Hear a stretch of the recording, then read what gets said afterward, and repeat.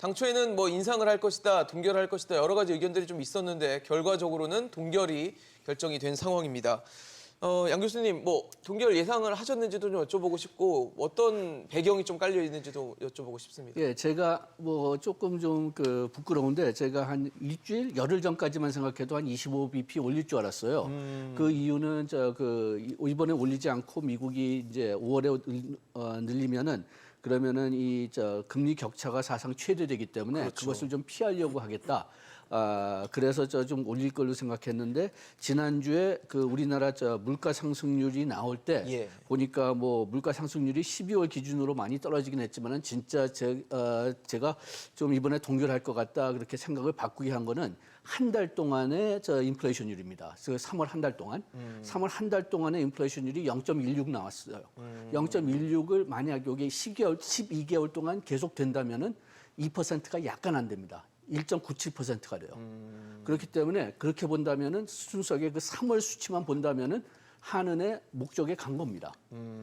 그래가지고 뭐 물론 여기에 복병이 좀 있긴 있어요. 제가 공공요금을 지금 정부가 인위적으로 지금 올리지 못하게 하고 있고 네네. 석유 가격도 좀 올라갈 가능성이 좀 있어가지고선 뭐 임금이 완전히 금리가 완전히 내렸다. 예. 더 이상 이제 올라가지 않는다. 그렇게 얘기하기는 물가가 지금 조절됐다고 했지만은 예, 그렇지만 복병.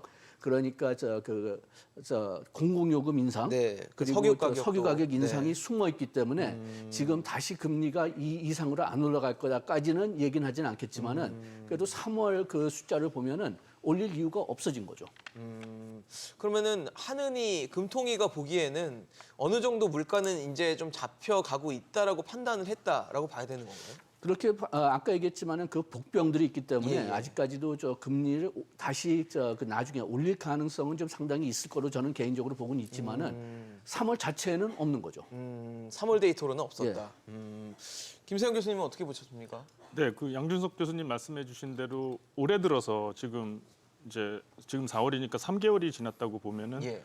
3개월 동안 한국은행이 이제 금리를 동결하고 더 내릴 수 있는 이런 상황이 급속하게 형성이 되고 있는 것 같습니다.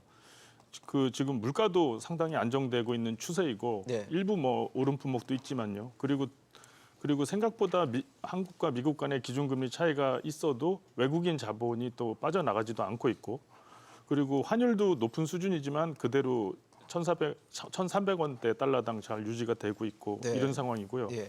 반대로 이제 경기는 상당히 악화되는 모습이어서 뭐 올해 뭐 1.5%에서 위아래로 조금 변화가 있는 그런 작년보다 거의 1%가 더 경제 성장률이 낮을 것 같은데요. 네네. 이런 경기 악화가 되고 있기 때문에 종합적으로 이제 한국은행이 금리를 더 안 올리고 내려갈 추세로 갈 가능성이 상당히 높아졌다고 볼 수가 있습니다. 뭐 비슷한 의견으로 좀 저는 들리는데 이 교수님도 같은 의견이십니까? 일단 물가 관련해서는 앞서 두 분 교수님들께서 말씀해 주신 대로 이제 물가가 조금 잡혀가는 신호가 나타나고 있다고 볼 수가 있는데요. 네네. 하지만 뭐 말씀하셨다시피 공공요금 인상이라든지 아니면 국제유가가 다시 재상승할 가능성들을 고려하면 뭐 금리 인하를 고려할 시점은 전혀 아니고요. 하지만 추가 금리 인상은 뭐 조금 이제 더 지켜볼 필요가 있는 그런 상황이 되겠습니다.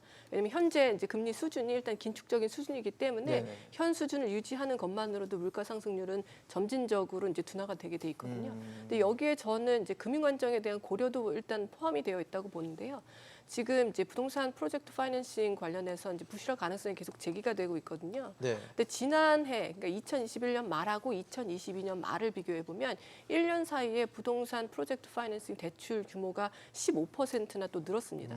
그리고 그 사이에 연체율도 한 0.3%대에서 1% 이상으로 한 3배 가까이 올랐습니다. 그러니까 이게 당장 어떤 일이 일어나지는 않겠지만 뭐 이런 이제 금융 불안 요인들이 축적되는 것이 사실은 한은으로서는 부담이 될 수가 있고요.